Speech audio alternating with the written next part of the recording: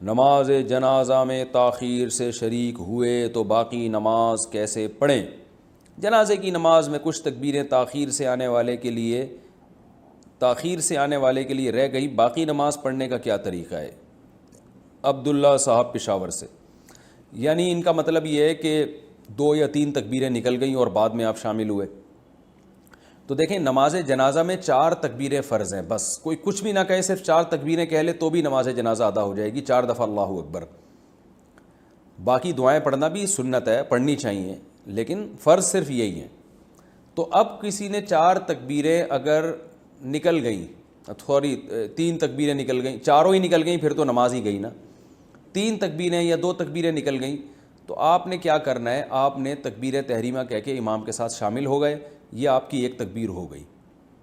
اب جو تکبیر امام کی چل رہی ہے وہ والی تو آپ امام کے ساتھ کہیں، جو رہ گئی ہے وہ چھوڑ دیں۔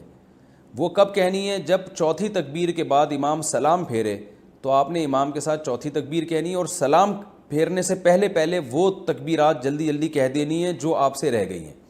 تو اگر 2 رہ گئی تھی تو 2 دفعہ اللہ اکبر کہنا ہے، 1 دفعہ تکبیر رہ گئی تھی تو 1 دفعہ اللہ اکبر کہہ دینا ہے اور پھر سلام پھیر لینا ہے۔ یہ بالکل ایسا ہی ہوتا ہے جیسے آپ کی کوئی رکعت نکل جائے تو آپ جو رکعتیں امام کے ساتھ جو ابھی ہیں وہ والی تو امام کے ساتھ پڑھتے ہیں، اور جو پہلی رکعتیں رہ گئی تھیں وہ اکیلے سے اخپل طریقے سے پڑھتے ہیں آپ وہ۔